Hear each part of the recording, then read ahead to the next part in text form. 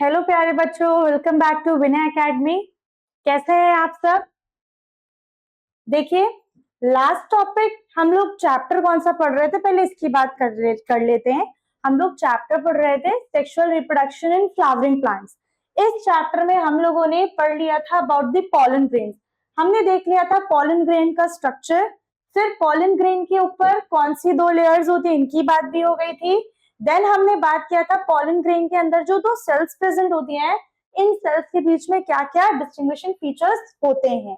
Then हम लोगों ने देखा कि जो जेनरेटिव सेल प्रेजेंट थी पॉलन ग्रेन के अंदर, ये माइटोटिकली डिवाइड करी थी, यानी यह माइटोसिस हो रहा था और माइटोसिस के बाद ये दो मेल गैमेट बना रही थी, जिसकी वजह से पॉलन ग्रेन 2 सेल स्टेज के थे और 3 सेल स्टेज के थे। अगर हम 2 सेल स्टेज पॉलन ग्रेन्स की बात करें तो अप्रोक्सीमेटली अप्रोक्स वैल्यूज है ये अराउंड 60% एंजियोस्पर्मिक स्पीशीज के केस में जो पॉलन ग्रेन्स है वो 2 सेल स्टेज पे शट ऑफ होते हैं, और रेस्ट मतलब अराउंड 40% एंजियोस्पर्मिक स्पीशीज के केस में जो पॉलन ग्रेन्स है ये 3 सेल स्टेज पे शट ऑफ हो रहे थे। तो हम लोगों ने ये सारी बातें करी थी about the pollen grain.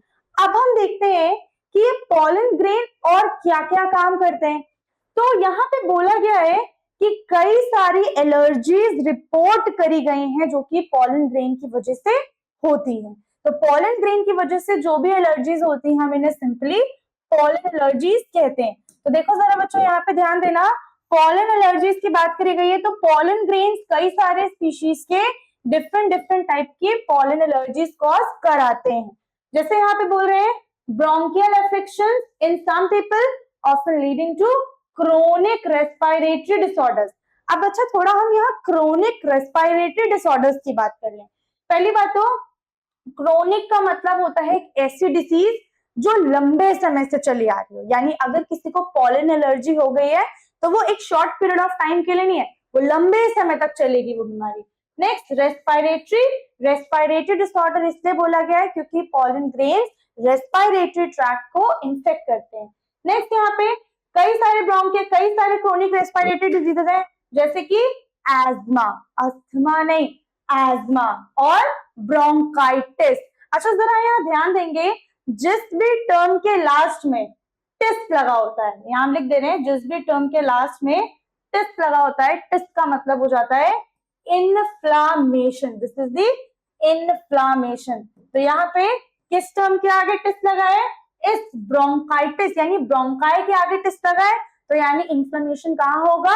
Bronchi में होगा। तो जरा यहाँ पे ध्यान देते हैं, होता क्या है कि ये लंग्स हैं, अगर हमने बोला ये लंग्स है हमारे, इस तरीके से ये लंग्स है, ऊपर ट्रैकिया आ रहा है, ये ट्रैकिया जब लंग्स के पास आता है तो दो हिस्सों में डिवाइड हो जाता है और दोनों लंग्स के अंदर एंटर कर जाता है।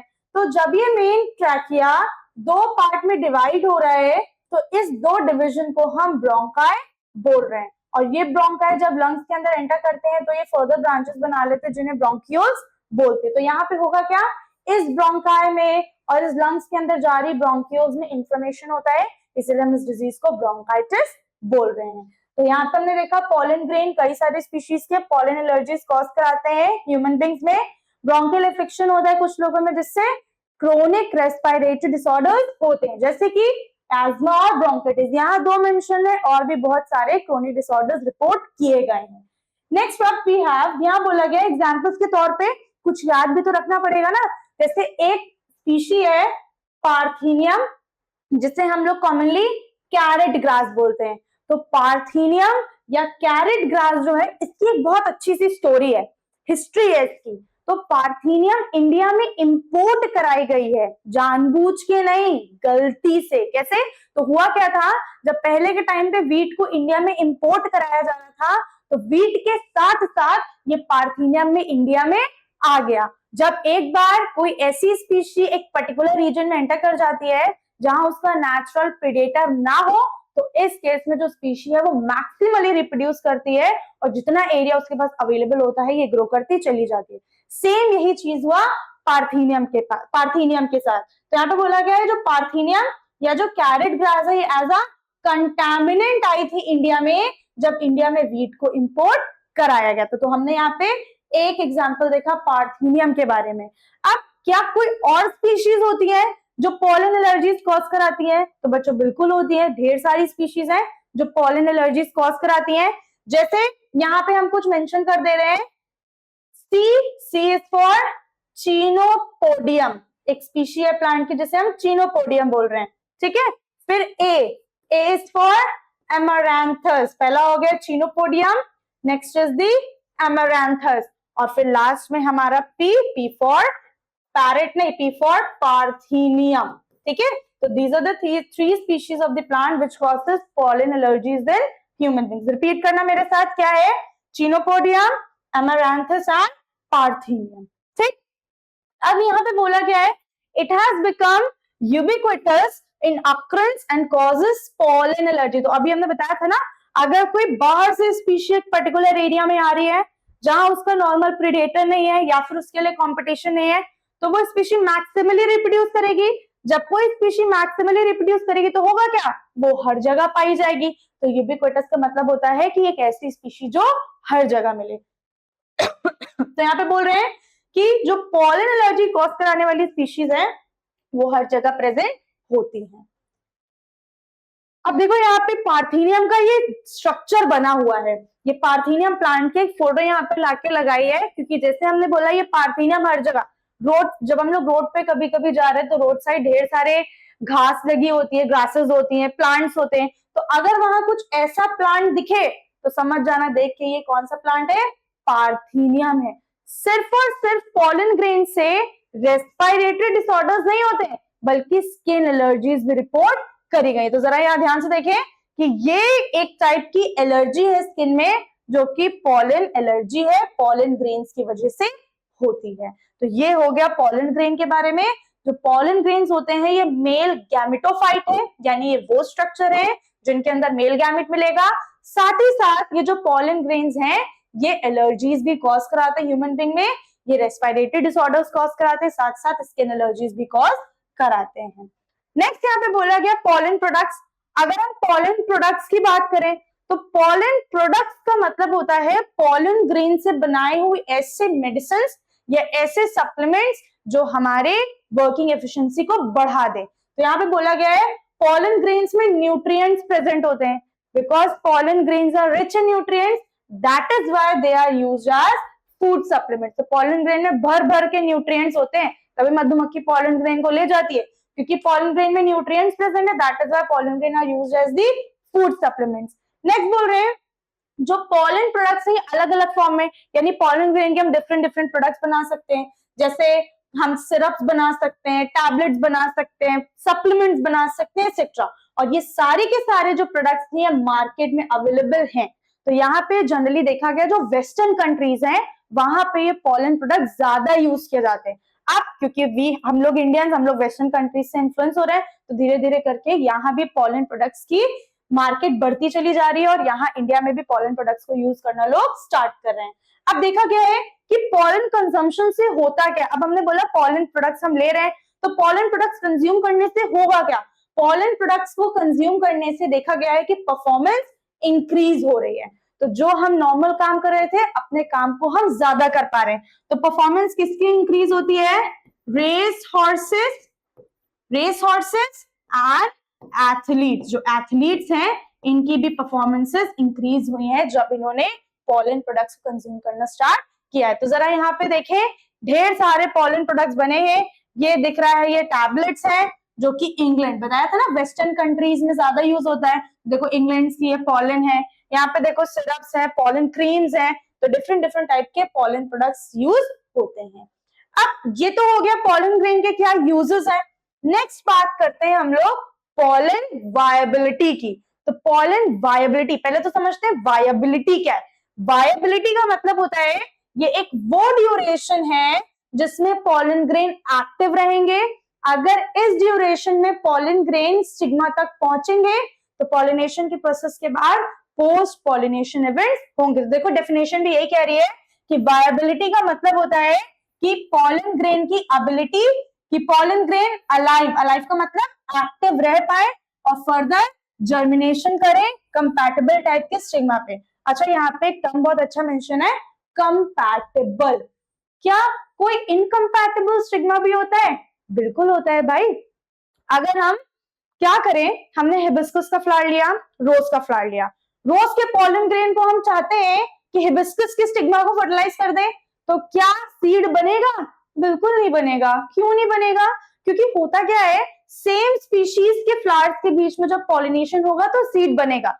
अब क्योंकि हिबिस्कस और रोज दो अलग अलग स्पीशीज है, इस केस में सीड फॉर्मेशन नहीं होगा। इसीलिए बोला गया है कि कंपैटिबल टाइप के स्टिग्मा पर जब पॉलन ग्रेन पहुंचेगा तभी फर्टिलाइजेशन की प्रोसेस कंप्लीट होगी, अदरवाइज फर्टिलाइजेशन नहीं होगा। अब वायबिलिटी पीरियड क्या सारे प्लांट्स में सेम होता है? तो जवाब है नहीं, अलग अलग प्लांट स्पीशीज में वायबिलिटी पीरियड वेरी करता है। जैसे एक एग्जांपल दे रखा है सीरियल्स, सीरियल्स जैसे दाल, हमारी दाल नहीं, राइस, व्हीट, ये सारे सीरियल्स होते हैं। मेज, तो सीरियल जैसे राइस, व्हीट, मेज, इन सब में देखा गया पॉलन ग्रेन की वायबिलिटी सिर्फ और सिर्फ 30 मिनट्स की होती है। तो याद रखने वाला है कि सीरियल्स में जो वायबिलिटी है ये सिर्फ 30 मिनट्स की है। यानी अगर विद इन 30 मिनट जब सीरियल्स में पॉलन ग्रेन एंथर से निकले और विद इन 30 मिनट जब स्टिग्मा पे पहुंचेंगे तभी जाके पॉलिनेशन की प्रोसेस कंप्लीट होगी। अदरवाइज अगर 30 मिनट्स के बाद पहुंचेंगे तो इस केस में पोस्ट पॉलिनेशन इवेंट्स नहीं होते हैं। नेक्स्ट बोल रहे हैं और एग्जांपल दे रखा है जैसे रोजेसी, रोजेसी मतलब रोज वाली फैमिली। देखो कितना सुंदर रोज बना है, याद रखना। तो रोजेसी का मतलब होता है रोज वाली फैमिली। लेग्यूमिनेसी, इसको फैबेसी बोलते हैं। लेग्यूमिनेसी का मतलब होता है दाल वाली फसलें। जैसे हम लोग अरहर दाल, तूर दाल खाते हैं ना, तो दाल वाली फसलों को हम लेग्यूमिनेसी के अंदर रखते हैं। नेक्स्ट यहाँ पे बोला गया है सोलेनेसी, सोलेनेसी मतलब भरते वाली फैमिली। तो हम लोग ब्रिंजल, पोटैटो, टमेटो इन सबका मिला के भरता बनाते हैं ना, तो यहाँ पे सोलेनेसी को हम लोग याद रखते हैं दैट दिस इज भरते वाली फैमिली। नेक्स्ट यहाँ पे बोला गया है रोजेसी, लेग्यूमिनेसी, सोलेनेसी, इन सब के जो पॉलन ग्रेन्स होते हैं ये कई महीनों तक वायबल रह पाते हैं। वैसे सीरियल में क्या था, सिर्फ 30 मिनट तक वायबिलिटी थी, लेकिन बाकी इन स्पीशीज में जो पॉलन ग्रेन्स है ये कई महीनों तक वायबल रह सकते हैं। अब पॉलन ग्रेन की वायबिलिटी और भी दो फैक्टर्स पे डिपेंड होती है। जैसे हमने बोल दिया प्रिवेलिंग टेम्परेचर क्या है या ह्यूमिडिटी क्या है। तो ह्यूमिडिटी और टेम्परेचर ये दो भी मेन फैक्टर्स हैं जो पॉलन ग्रेन की वायबिलिटी ड्यूरेशन को डिटरमाइन कराएंगे। अब जैसे हमने बोल दिया बहुत गर्मी है, गर्मी बढ़ गई, 50 डिग्री पहुंच गया टेम्परेचर, भगवान ना करेगा भी पहुंचे, 50 डिग्री पहुंच गया, तो इस केस में क्या होगा, पॉलन ग्रेन अपनी वायबिलिटी को जल्दी लूज कर देंगे। 30 मिनट्स की जगह वो 15 मिनट्स में अपनी वायबिलिटी लूज कर देंगे। यहाँ जैसे कई महीनों तक तो हो सकता है 10 दिन में वायबिलिटी लूज कर दें। तो यहाँ पे टेम्परेचर और ह्यूमिडिटी भी वायबिलिटी को डिटरमाइन कराते हैं। नेक्स्ट यहाँ पे बोला गया है, आगे बोल रहे हैं पॉलन बैंक्स की कहानी जरा समझते हैं कि पॉलन ग्रेन को हम लोग स्टोर करके भी रख सकते हैं। जैसे हमने कोई फ्लावर हमारा ब्लूम किया और उस फ्लावर में जो पॉलन है उसको हम चाहते हैं स्टोर करके रखना। क्यों स्टोर करना चाहेंगे किसी पॉलन को? क्योंकि जो प्लांट है उसमें सब सुपीरियर क्वालिटीज प्रेजेंट है। हमने बोला वो प्लांट डिजीज रेजिस्टेंट, उसे कोई डिजीज नहीं लग रही है, उससे जो फ्रूटिंग हो रही है उसकी ईल्ड ज्यादा है। तो इस केस में जो पॉलन है वो बहुत अच्छी क्वालिटी का हमने माना। हम चाहते हैं पॉलन को स्टोर करना, तो हम उसको स्टोर करके रख सकते हैं। कैसे स्टोर करेंगे? तो पॉलन को स्टोर करा जाता है लो टेम्परेचर में इन लिक्विड नाइट्रोजन। तो लिक्विड नाइट्रोजन में कम टेम्परेचर कितना कम टेम्परेचर? -196 degree Celsius. तो -196 डिग्री सेल्सियस में लिक्विड नाइट्रोजन में हम पॉलन ग्रेन्स को स्टोर करके रख सकते हैं। आगे बोला गया है जैसे हम लोग सीड को स्टोर करके सीड बैंक्स में रख रहे थे, ऐसे ही पॉलन को स्टोर करके हम पॉलन बैंक्स में रखते हैं। अब पॉलन ग्रेन को ऐसा नहीं है कि हम 1-2 महीने के लिए स्टोर करें, पॉलन ग्रेन को हम सालों साल के लिए स्टोर करके रख सकते हैं। देखो जैसे यहाँ पे दिखाया गया कि कैसे पॉलन ग्रेन को हम लिक्विड नाइट्रोजन में स्टोर कर रहे हैं। ये हो गया पॉलन बैंक के बारे में। तो यहाँ पे अब हम लोगों ने क्या क्या पढ़ा आज की क्लास में? हमने पढ़ा पॉलन एलर्जी, फिर हमने पढ़ा पॉलन प्रोडक्ट्स, देन हमने पढ़ा पॉलन वायबिलिटी। तो ये हमारा पॉलन ग्रेन का टॉपिक अब पूरा हो गया है। नेक्स्ट टॉपिक जो हमें पढ़ना है वो है कौन सा? पिस्टल। मेल स्ट्रक्चर तो पूरे पढ़ लिए ना, अब हमें फीमेल स्ट्रक्चर पढ़ना है। तो हमें पता है कि प्लांट में जो फीमेल स्ट्रक्चर है इसे हम पिस्टल बोलते हैं, या फिर इसका दूसरा नाम क्या हो जाता है?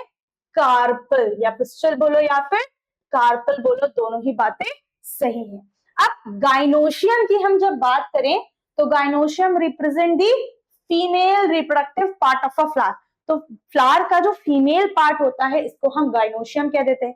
अब गाइनोशियम में क्या क्या चीजें प्रेजेंट होती है, पिस्टल प्रेजेंट होगा या पिस्टल का दूसरा नाम कार्पेल प्रेजेंट होगा, दोनों ही नाम याद रखना है।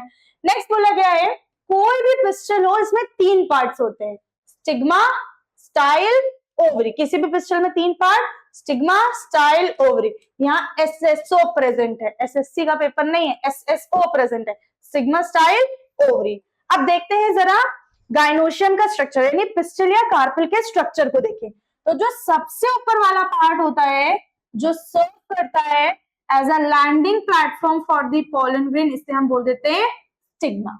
तो स्टिग्मा का पॉइंट लिख सकते हैं, स्टिग्मा है क्या, it serves as the landing platform for pollen grain. ये पोलन ग्रेन के लैंडिंग प्लेटफॉर्म की तरह काम करता है। ठीक है, नेक्स्ट पार्ट क्या था, एसएसओ था ना, स्टिग्मा हो गया। देन ये जो लंबा से जो स्लेंडर स्टॉक लाइक स्ट्रक्चर दिख रहा है इससे हम कह देते हैं style. What is style, it is slender, सीधी सीधी है, स्लेंडर स्टॉक। ठीक है, अब इस स्टाइल का काम क्या होता है, इस स्टाइल का काम होता है कि स्टिग्मा को नीचे, ये जो नीचे वाला पोर्शन है ना बेसल सोलन पोर्शन, इसको बोलते हैं हम ओवरी। तो स्टाइल का काम हो गया, ये स्टिग्मा को ओवरी से कनेक्ट करती है। तो एक पॉइंट आगे this is the slender stalk, second point आ जाएगा क्या, इट कनेक्ट्स, लिख रहे हैं हम साथ साथ, it connect the stigma with the ovary. ये स्टिग्मा को ओवरी से कनेक्ट करने में मदद करता है। तो ये हो गया स्टाइल का पार्ट। नेक्स्ट है ओवरी। तो नीचे का जो फूला हुआ पोर्शन है ना, इस फूले हुए पोर्शन को हम ओवरी बोलते हैं। तो हम इसके लिए पॉइंट लिख दे रहे हैं बेसल स्वलन पोर्शन। ये कैसा है, नीचे का फूला हुआ हिस्सा है और हम इसे कह देंगे ovary. Ovary is the basal swollen portion. ये पॉइंट्स हो गए स्टिग्मा, स्टाइल, ओवरी के बारे में। क्या सिर्फ इतने ही पॉइंट्स हैं? नहीं भाई, देखो हुआ क्या, हमने ये मानो सपोज ये जो पेन है मेरे हाथ में, ये एक पिस्टल है, हमने इस पिस्टल को यहां अलग किया। अब हम कर क्या रहे हैं, इस पिस्टल को सीधा सीधा काट दें। सीधा सीधा मतलब इसका जब वर्टिकल सेक्शन लेंगे, इस वर्टिकल सेक्शन को हम लॉन्गिट्यूडनल सेक्शन कहते हैं। जब हमने लॉन्गिट्यूडनल सेक्शन देखा तो हमें इंटरनल स्ट्रक्चर दिख जाएगा। तो इंटरनल स्ट्रक्चर देखने में मिला कि जो ओवरी है, ओवरी के अंदर कैविटी प्रेजेंट होती है। इस कैविटी को हम बोल देते हैं, ये कैविटी प्रेजेंट है, इस कैविटी को हम बोल दे रहे हैं that this is the ovarian cavity. या तो इसे ओवेरियन कैविटी बोले या फिर हम इसे लोक्यूल भी कह सकते हैं। या तो ओवेरियन कैविटी बोले या फिर लोक्यूल बोलते हैं। और इस ओवेरियन कैविटी के अंदर प्रेजेंट है ढेर सारे ओव्यूल्स। ठीक है, तो ओवेरियन कैविटी के अंदर क्या प्रेजेंट है, ओव्यूल्स प्रेजेंट है। अब देखो ओव्यूल्स इस ओवरी की वॉल से जुड़े हुए हैं सेंटर वाले रीजन में। ये जो कनेक्शन है between the ovary, between the ovule and the wall of the ovary, इस कनेक्शन को यहाँ पे मेंशन कर दे रहे हैं, this connection is called as the placenta. इस कनेक्शन को हम प्लेसेंटा बोल देते हैं। तो प्लेसेंटा क्या हो गया, प्लेसेंटा हो गया connection between ovule and wall of ovary. ठीक है, ओव्यूल और ओवरी के वॉल के पीछे कनेक्शन को हम प्लेसेंटा कह देते हैं। तो ये this is the structure of a typical pistol. तो ये हो गया पिस्टल का स्ट्रक्चर क्लियर। अब यहाँ पे जरा ध्यान दें, इसको, ये तो एक डायग्राम है, अब हम इसको कैसे ड्रॉ करेंगे जब हमें खुद ड्रॉ करना है। तो जरा ध्यान देते हैं, इसको ड्रॉ करने के लिए सिंपल ये बनाया, जैसे हमारे घर में फ्लावर वास होते हैं ना, ऊपर ब्रॉडर सेक्शन होता है, फिर नेक पतली होती है और बेस जो होता है फूल जाता है, तो बिल्कुल वैसा अपर पार्ट को हमने बोल दिया स्टिग्मा, ये हो गया स्टिग्मा, ये हो गया style, basal part is the ovary, section काटा, ओवरी के अंदर मिले ovarian cavity, this is the ovarian cavity, इसी का दूसरा नाम लोक्यूल, और इस ओवेरियन कैविटी के अंदर मिल रहा है ओव्यूल, ये मार्क कर दे रहे हैं हम, दिस इज दी ओव्यूल। और ओव्यूल जुड़ा है ओवरी के साइड वॉल से इस केस में, तो ये जो कनेक्शन है between the ovule and the wall of the ovary, this is called as the placenta. ये हो गया प्लेसेंटा। तो ये पूरा स्ट्रक्चर है एक पिस्टल का। अब नेक्स्ट बात करते हैं कि ऐसा हो सकता है किसी फ्लावर में सिर्फ एक कार्पल प्रेजेंट हो, जैसे ये कार्पल है ना, इसको पिस्टल बोलो या कार्पल बोलो, ऐसा हो सकता है किसी फ्लावर में सिर्फ एक कार्पल प्रेजेंट हो। किसी फ्लावर में सिर्फ एक कार्पल प्रेजेंट होता है तो इस कंडीशन को हम मोनोकार्पलरी बोलते हैं। तो लिखेंगे क्या, सिंगल कार्पल। जब एक कार्पल प्रेजेंट हो तो इसको हम मोनोकार्पलरी कहेंगे। अब ऐसा भी तो हो सकता है ना कि एक से ज्यादा कार्पल प्रेजेंट हो। जब एक से ज्यादा कार्पल होते हैं तो इस कंडीशन को मल्टी कार्पलरी बोला जाता है। तो हम लिख दे रहे हैं यहाँ पे मोर देन वन कार्पल, एक से ज्यादा कार्पल मिलेंगे तो इसको हम मल्टी कार्पलरी कह देंगे। अब कंडीशन है कि अगर एक से ज्यादा कार्पल मिल रहे हैं यानी मल्टी कार्पलरी कंडीशन है, तो ऐसा हो सकता है कंडीशन एपोकार्पस हो या फिर कंडीशन सिनकार्पस हो। तो पहले एपोकार्पस का मतलब देखते हैं। एपोकार्पस का मतलब होता है व्हेन ओवरी इज फ्री, ठीक है, फ्री। जब ओवरी फ्री होती है तो इस कंडीशन को एपोकार्पस। सिनकार्पस का मतलब होता है व्हेन ओवरी इज फ्यूज्ड। तो यहाँ पे जरा डायग्राम में देखते हैं कैसे फ्री और कैसे फ्यूज्ड है। तो हम बना रहे हैं ये थैलेमस, दिस इज थैलेमस, और इस पे प्रेजेंट है ढेर सारे कार्पल्स। तो हम 3 कार्पल्स यहाँ ड्रॉ करके दिखाने की कोशिश करेंगे। एक कार्पल ये है, एक कार्पल ये है और दूसरा कार्पल ये आ गया, ठीक है। अब जरा ध्यान दें, एक कंडीशन ये बनाई, दूसरी कंडीशन यहाँ बना दे रहे सिनकार्पस के लिए।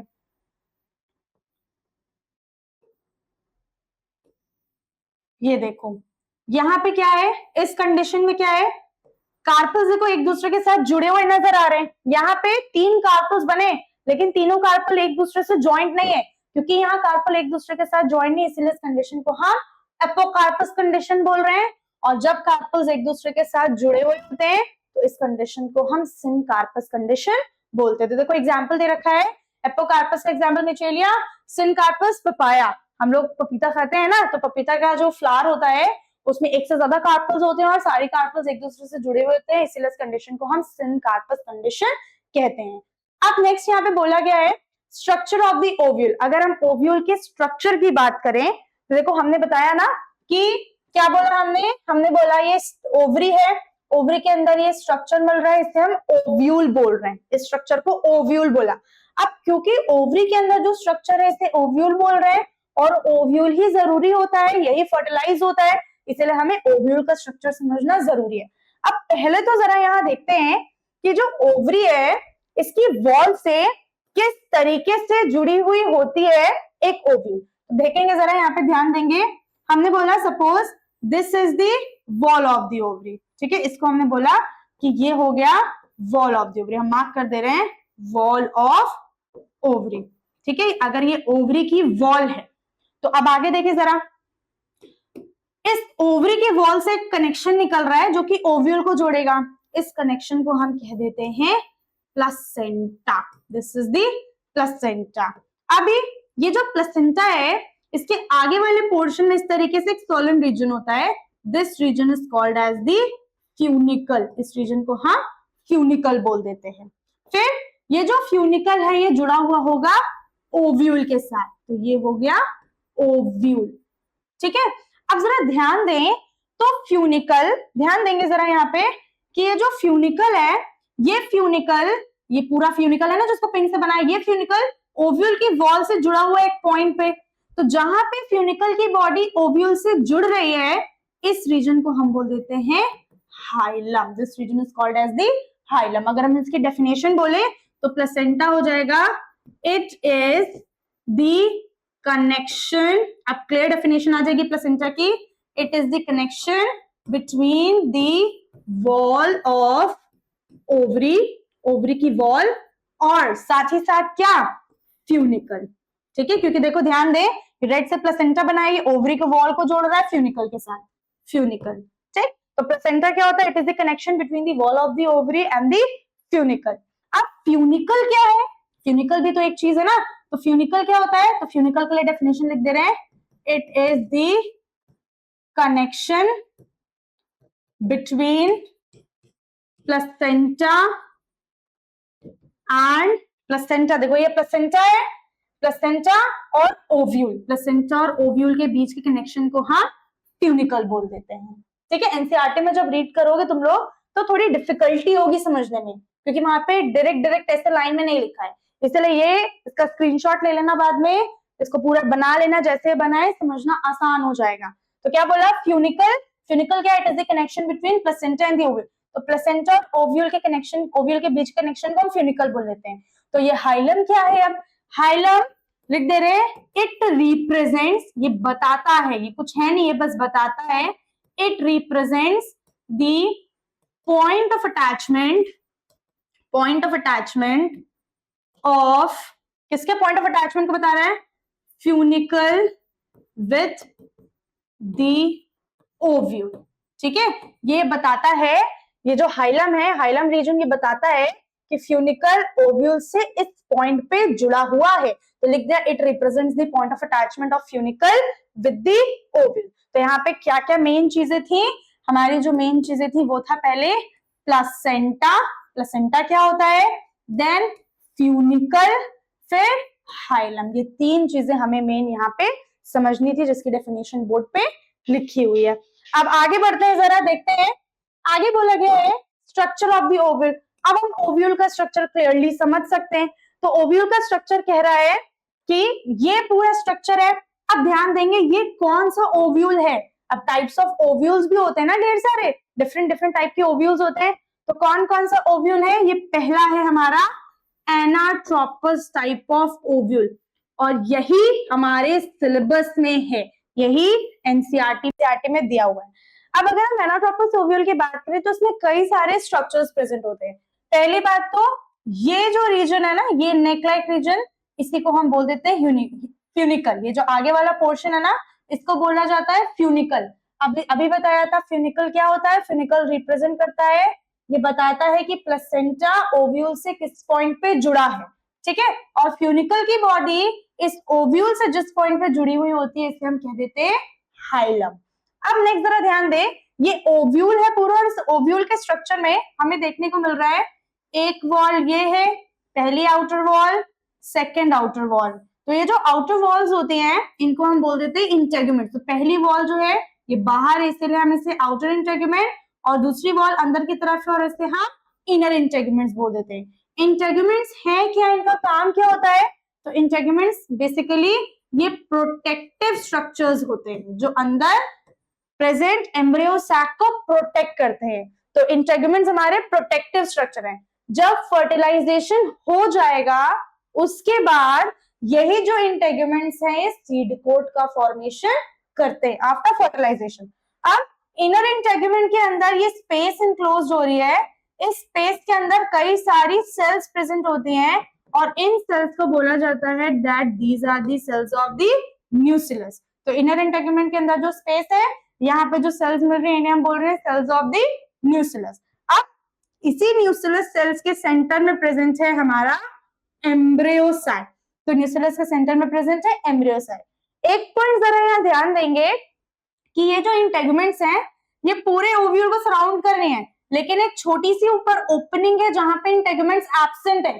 तो वो रीजन ओव्यूल का जहां पे इंटेगुमेंट्स एब्सेंट होते हैं, इस रीजन को हम माइक्रोपाइल बोल देते हैं। तो माइक्रोपाइल रीजन क्या हो गया, इंटेगुमेंट्स आर एब्सेंट। इस रीजन में इंटेगुमेंट्स एब्सेंट होते हैं। ठीक है, अब नेक्स्ट बोला गया है कि इसी माइक्रोपाइल के जस्ट ऑपोजिट, माइक्रोपाइल के ऑपोजिट वाले रीजन को हम चलाजल पोल बोल देते हैं। तो माइक्रोपाइल वो रीजन जहां पे इंटेगुमेंट्स एब्सेंट, और इस पोल को माइक्रोपाइलर पोल, इस माइक्रोपाइलर पोल के जस्ट ऑपोजिट वाले पोल को हम चलाजल पोल बोल देते हैं। तो this is the structure of the ovule. अब जरा यहाँ बात कर लेते हैं प्लॉइडी की। यहाँ पे जो सेल्स प्रेजेंट है डिफरेंट डिफरेंट, इनकी प्लॉइडी क्या होगी। तो देखना जरा मेरे साथ, ये जो इंटेगुमेंट्स हैं, चाहे आउटर इंटेगुमेंट्स हो या इनर इंटेगुमेंट्स हो, यहाँ पे कोई मियोटिक डिवीजन अभी तक हमने पढ़ा नहीं है। माइटोसिस डिवीजन हो रहा होगा तभी यहाँ पे नंबर ऑफ सेल्स बढ़ रही है, क्योंकि ये सेल माइटोटिक डिवीजन से बनती है, इसीलिए ये डिप्लॉइड है और ये भी डिप्लॉइड हो जाएंगी। ठीक है, न्यूक्लियस की सेल जिसके अंदर प्रेजेंट है, अभी तक कोई मियोसिस हुआ नहीं, तो ये भी डिप्लॉइड हो जाएंगी। ठीक है, तो outer integuments, inner integument, nucleus, ये सारी की सारी सेल्स डिप्लॉइड हो जाती हैं। एम्ब्रियो सैक की प्लॉइडी अभी नहीं बता रहे हैं। क्यों नहीं बताएंगे, क्योंकि एम्ब्रियो सैक के बारे में अब हमें नेक्स्ट पढ़ना है कि एम्ब्रियो सैक बनता कैसे है। तो यानी ये स्ट्रक्चर था हमारा एनाट्रोपस ओव्यूल का। इसके बाद जो नेक्स्ट स्ट्रक्चर है, वो नेक्स्ट जो टॉपिक हमें पढ़ना है वो है मेगास्पोरेंजियम और मेगास्पोरोजेनेसिस। तो जरा देखते हैं पहले तो मेगास्पोरोजेनेसिस की डेफिनेशन क्या होती है। ठीक है, तो मेगास्पोरोजेनेसिस का मतलब होता है the process of formation of megaspore, the process of formation of megaspore. किससे बनाएगा megaspore? From megaspore mother cell. ठीक है, जब मेगास्पोर बन रहा है from megaspore mother cell through meiosis. Meiosis जब हो जाएगा मेगास्पोर मदर सेल में और मियोसिस के बाद मेगास्पोर बन जाएगा, इसी प्रोसेस को हम मेगास्पोरोजेनेसिस बोलते हैं। फिर से देखो यहाँ पे क्या है, मेगास्पोर मदर सेल की बात करी गई है। अभी तक हमने बताया नहीं मेगास्पोर मदर सेल क्या है, कैसे बनी है। तो अब हम देखते हैं मेगास्पोर मदर सेल होती क्या है, ये आती क्या है। अभी तक हम लोगों ने देखा कि ये जो एनाट्रोपस ओव्यूल है इसमें आउटर इंटेगुमेंट्स है, इनर इंटेगुमेंट्स है। इनर इंटेगुमेंट्स के अंदर प्रेजेंट है सेल्स ऑफ द न्यूक्लियस। देखो न्यूक्लियस के आगे कोई पॉइंट नहीं मेंशन किया था। क्यों नहीं मेंशन किया था? क्योंकि ये जो न्यूक्लियस की सेल्स हैं इसमें फूड रिजर्व प्रेजेंट होता है। ठीक है, और यही नरिशमेंट प्रोवाइड कराती हैं। ढेर सारी सेल्स प्रेजेंट है न्यूक्लियस की। अब इतनी सारी सेल्स हैं, इसमें से कोई भी एक न्यूक्लियस की सेल, तो हम लिख दे रहे हैं यहाँ पे one nucleus cell act as megaspore mother cell. ढेर सारी न्यूक्लियस की सेल्स हैं, इसी में से एक जो न्यूक्लियस की सेल होती है ये एक्ट करती है as a megaspore mother cell की तरह। जब यहाँ पे एक मेगास्पोर मदर सेल बना तो देखो आगे क्या हो रहा है। ये जरा ध्यान देना, ये एनसीईआरटी का डायग्राम है। यहाँ पे है क्या, ध्यान देंगे जरा, ये सारी सेल्स ऑफ द न्यूक्लियस, ये भी न्यूक्लियस की सेल है, ये भी न्यूक्लियस की सेल है, ये सब न्यूक्लियस की सेल्स प्रेजेंट है। अब सेंटर में एक सेल डिफरेंशिएट कर जा रही है, ढेर सारी नहीं, सिर्फ एक सेल डिफरेंशिएट कर जा रही है और ये बना रही है मेगास्पोर मदर सेल। तो मेगास्पोर मदर सेल कहां से बनी है? इसी न्यूक्लियस की सेल से बनी है। ये जो मेगास्पोर मदर सेल है इसमें होता है मियोसिस 1। यहाँ पे पहला मियोटिक डिवीजन कंप्लीट हो रहा है। अगर याद हो तो हमने पहले भी बताया है कि मियोसिस 2n है, कोई सेल है हमारे पास 2n। जो 2n सेल होती है हम लोग जनरली इसे मदर सेल बोल देते हैं। तो कोई भी मदर सेल होगी वो हमेशा 2n होगी। इस मदर सेल में पहली बार यानी मियोसिस 1 हो रहा है और ये दो सेल बना रही है, दोनों की दोनों सेल हैप्लॉइड है। और फिर ये जो दो सेल्स होती हैं इनमें फर्दर सेकेंड टाइम मियोसिस होता है, मियोसिस 2, और ये 4 सेल्स बना लेती है और ये चारों के चारों सेल्स हैप्लॉइड हो जाते हैं। जरा ध्यान देंगे, इसी नॉलेज को यहाँ पे हम रखते हैं और देखते हैं। एक मदर सेल है मेगास्पोर मदर सेल है तो हम इसे मियोसाइट कह सकते हैं। ठीक है, इस मेगास्पोर मदर सेल में पहली बार मियोसिस हुआ और देखो यहाँ पे दो सेल बन गई। एक सेल बनी ये, this is one cell and this is cell number 2। तो देखो यहाँ पे एक बार जब मियोसिस हुआ तो दो सेल बन रही है।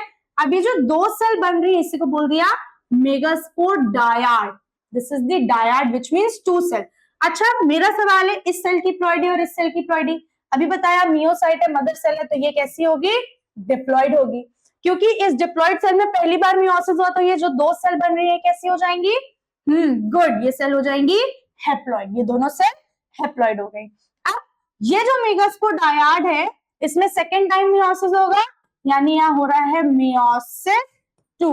जब यहाँ सेकेंड टाइम मियोसिस कंप्लीट होगा तो एंड में 1 2 3 4 सेल्स बन जाएंगे। तो देखिए जरा यहाँ पे सेल नंबर 1 2 3 4, देखो यहाँ पे 4 सेल बन जा रही है और ये जो 4 सेल बन रही है इसको हम बोलते हैं मेगास्पोर टेट्राड। और टेट्राड की सारी सेल्स जो होंगी वो हैप्लॉइड होंगी। अब ध्यान देना, ऊपर वाला रीजन माइक्रोपाइलर है तो नीचे वाला क्या हो जाएगा? चलाजा पोल हो जाएगा। ठीक है, ऊपर वाला माइक्रोपाइलर एंड है तो नीचे वाला चलाजा एंड हो जाएगा। अब यहाँ पे होता क्या है, यहाँ पे कुछ ऐसा होता है जो बिल्कुल अनएक्सपेक्टेड है। देखो क्या है, ये जो मेगास्पोर टेट्राड के जो 4 सेल हैं इन 4 में से 3 सेल डीजनरेट कर जाती हैं towards the micropylar and. Micropylar and की 3 सेल डीजनरेट कर गई, सिर्फ एक सेल यहाँ पे बची जो आगे जाके मेगास्पोर बनाएगी यानी फंक्शनल फीमेल गैमेटोफाइट बनाएगी। तो यहाँ पे सिर्फ एक सेल बच रही है, वो भी किस एंड की बच रही है? चलाजल एंड की। और यही सेल आगे जाके फंक्शनल मेगास्पोर बनाती है। This is the functional megaspore. ठीक है, अब यहाँ पे हो क्या रहा है कि एक सिंगल सेल, एक अकेली सेल एक फंक्शनल मेगास्पोर बना रही है, 4 में से एक ही सेल बना रही है, इसीलिए इस टाइप का जो मेगास्पोर डेवलपमेंट होता है इसे हम मोनोस्पोरिक डेवलपमेंट बोल देते हैं। ठीक है, तो यानी development of functional megaspore from a single megaspore is termed as the monosporic development. तो फिर से रिपीट कर रहे हैं, what is monosporic development? It is the development of functional female gametophyte or the functional megaspore by a single megaspore cell is termed as monosporic development। तो बाइस्पोरिक भी होता है, ट्राइस्पोरिक भी होता है, लेकिन हमें सिर्फ और सिर्फ मोनोस्पोरिक डेवलपमेंट पढ़ना है। तो यहाँ पे देखो एक ये जो सेल बन रही है यही हमारे पास फीमेल गैमेटोफाइट बनाएगी आगे जाके। तो इस फंक्शनल मेगास्पोर को हम यहाँ पे ड्रॉ कर लेते, ध्यान देना जरा, इस फंक्शनल मेगास्पोर को हम यहाँ पे एक सिंगल ड्रॉ कर ले, एक ये फंक्शनल मेगास्पोर बच रही है हमारे पास। अब ये जो फंक्शनल मेगास्पोर है इसमें डिवीजन होगा, कौन सा डिवीजन होगा?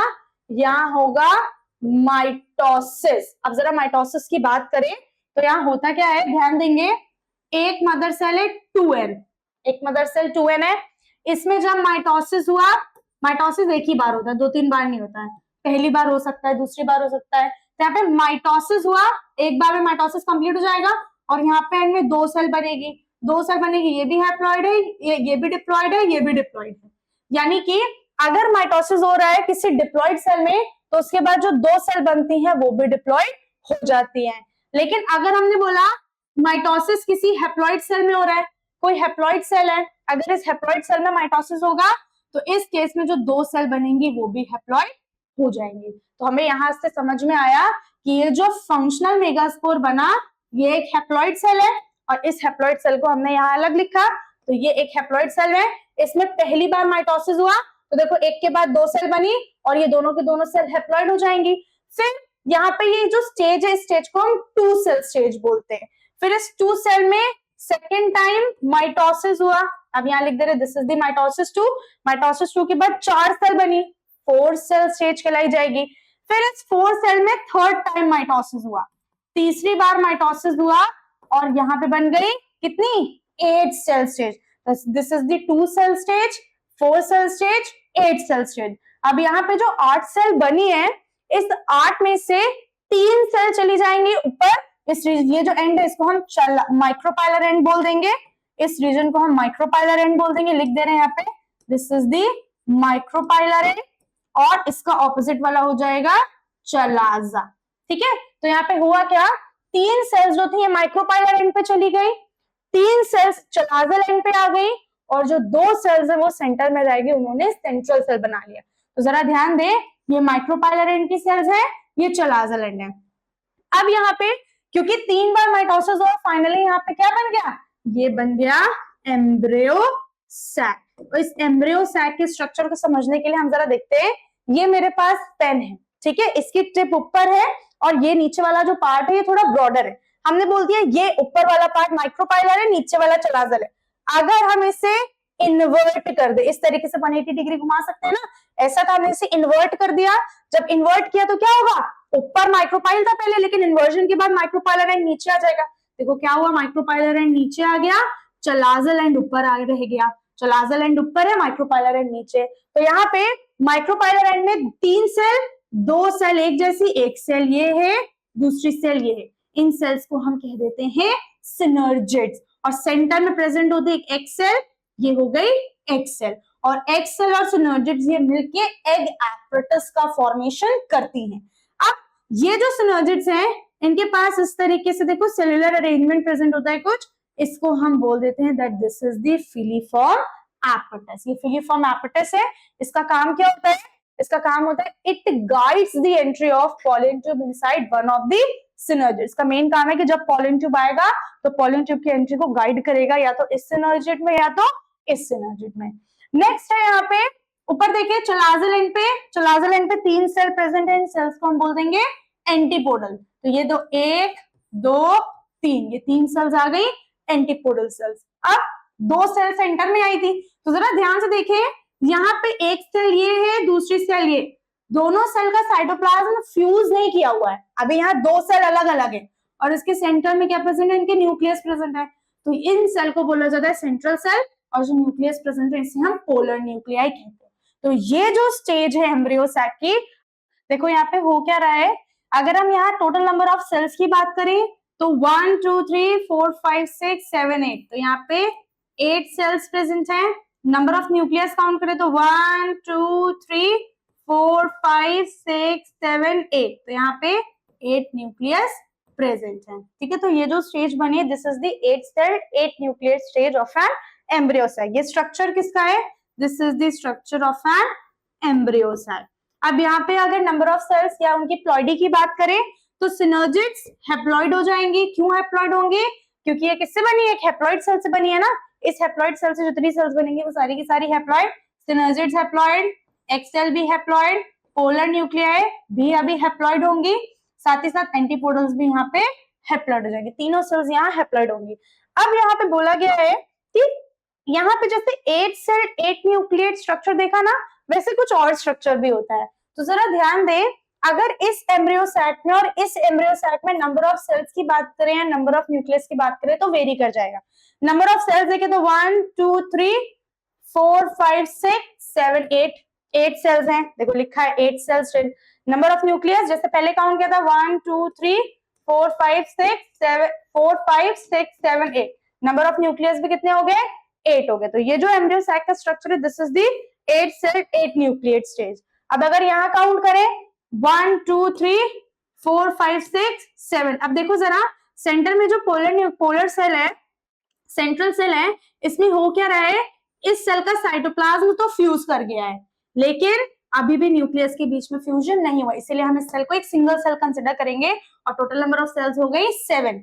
न्यूक्लियस की बात करें तो 1 2 3 4 5 6 7 8, यहाँ पे नंबर ऑफ न्यूक्लियस कितने हैं, 8। तो ये जो स्टेज होती है एम्ब्रियो सैक की इसे हम 7 सेल 8 न्यूक्लियेट स्टेज कहते हैं। और यही एग्जाम में पूछा जाता है, what is the 7 cell 8 nucleate stage of an embryo sac. तो वहां पे नंबर ऑफ सेल्स दे देंगे, नंबर ऑफ न्यूक्लियस दे देंगे, बताओ क्या होता है। अब यहाँ पे एक छोटा सा पॉइंट देखते हैं, अगर हमने पूछा कि जब मेगास्पोरोजेनेसिस की प्रोसेस हो रही है तो मेगास्पोरोजेनेसिस प्रोसेस में मियोसिस कितनी बार हो रहा है, माइटोसिस कितनी बार हो रहा है। तो हम लोगों ने देखा मियोसिस एक बार हो रहा है और कंप्लीट मियोसिस होता है। कंप्लीट मियोसिस में 2 साइकिल्स होती हैं मियोसिस की, मियोसिस 1 और मियोसिस 2, जिससे टेट्राड ऑफ सेल बन रही थी। अगर माइटोसिस की बात करें कि माइटोसिस कितनी बार हो रहा है, तो जरा तुम लोग खुद ही बताओ माइटोसिस कितनी बार हो रहा है। देख के 1 से 2 सेल बनी, 2 से 4, 4 से 8, तो माइटोसिस 1, माइटोसिस 2, माइटोसिस 3। तो यानी एम्ब्रियो सैक बनने के लिए माइटोसिस होता है टोटल 3 टाइम्स। तो ये पूछा जाता है मियोसिस कितनी बार होता है, माइटोसिस कितनी बार होता है। तो यहाँ हम लोगों ने कंप्लीट कर लिया टॉपिक हमारा मेगास्पोरोजेनेसिस का, जो कि एक बड़ा टॉपिक था। नेक्स्ट लेक्चर में हम लोग कवर करेंगे पॉलिनेशन का टॉपिक, वहां types of pollination, agents of pollination. Next lecture सिर्फ और सिर्फ पॉलिनेशन का रहेगा। तो आप लोग अपनी एनसीईआरटी से मेगास्पोरोजेनेसिस एक बार रीड करें, अगर कोई डाउट हो तो कमेंट सेक्शन में डाउट करें। ठीक है, मिलते हैं हम लोग नेक्स्ट क्लास में, पढ़ते रहिए, बाय बाय।